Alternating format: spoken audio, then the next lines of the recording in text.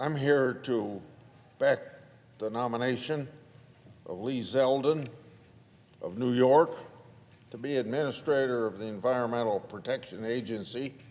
So my vote will be yes in a few hours from now when we vote on that nomination. The EPA plays a very important regulatory role in the United States. Not only does it regulate pollution, like many Americans already know, but it also regulates many areas that impact Americans every day. As many farmers in Iowa know, the previous administration's EPA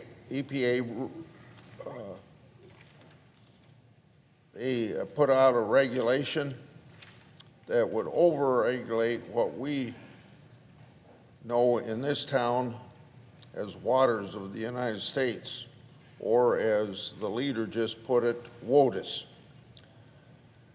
This would have regulated 96% of the land in the state of Iowa, and that would subject that land to federal water regulations.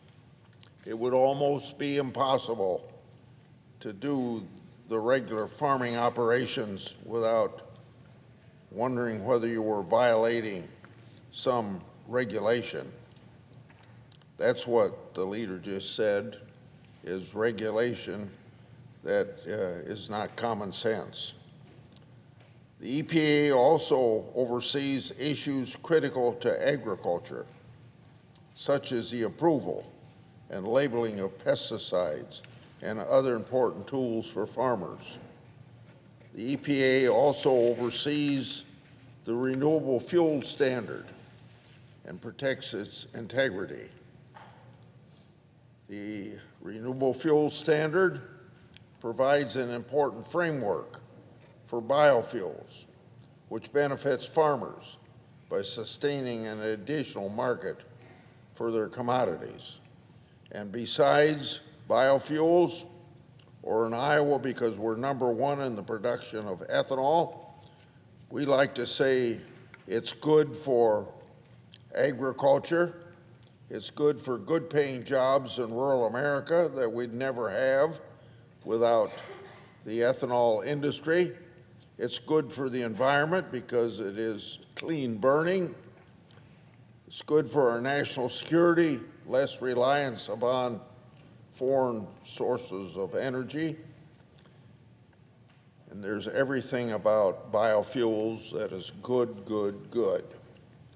There's not a negative that you can come up with about them. In our meeting earlier this month in my office, Mr. Zeldin came there. I impressed upon him the far-reaching impact that his agency has over the lives of farmers and all Americans. Mr. Zeldin assured me that he would be responsive to Congress and that he would provide ample time to provide transparency and market stability before regulations from his agency are promulgated. Mr. Zeldin's assurance about making decisions on time is important because previously the required volume obligations dealing with biofuels and the small refinery exemptions have not been finalized in time to make the RVOs whole. This leads to less ethanol blending, which goes against President Trump's commitment to farmers and the ethanol industry, which Mr. Zeldin assured me that he supports.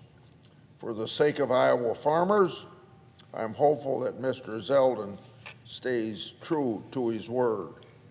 And just in case you wonder whether or not we have anything to fear from EPA and agriculture, I want to give you a little history that is now history, but it just shows you how in this town, which I call an island surrounded by reality, the real Americans outside of this island here. A few years ago, they were going to promote a rule that you'd say, it's just unbelievable. You got to be telling us a story. They wouldn't be proposing this rule. It was called the fugitive dust rule. Okay, the theory of the fugitive dust rule from EPA is that if you're farming and you create dust in the normal operations that go into a farming operation, plowing, disking, planting, spraying, whatever it might be, combining the harvest, that you're supposed to keep that dust within your property lines. Now, that's what EPA tried to promulgate. In fact, I think one time we thought we had it killed, and a couple years later, it came up again. Now I think it's dead forever because it doesn't meet the common sense test that a farmer working his fields keep the dust within his property lines. So I tried to explain it to EPA administrators this way in regard to the harvesting of soybeans, which leaves a lot of dust. I said, when soybeans are 13% moisture, it's very necessary that you very quickly harvest them, because at 13%, it's the most ideal time with that amount of moisture in the soybeans.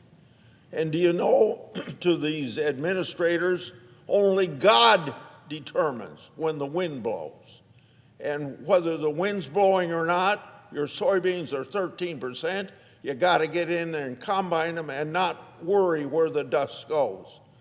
And you got about 2 weeks during a harvest season to accomplish that goal.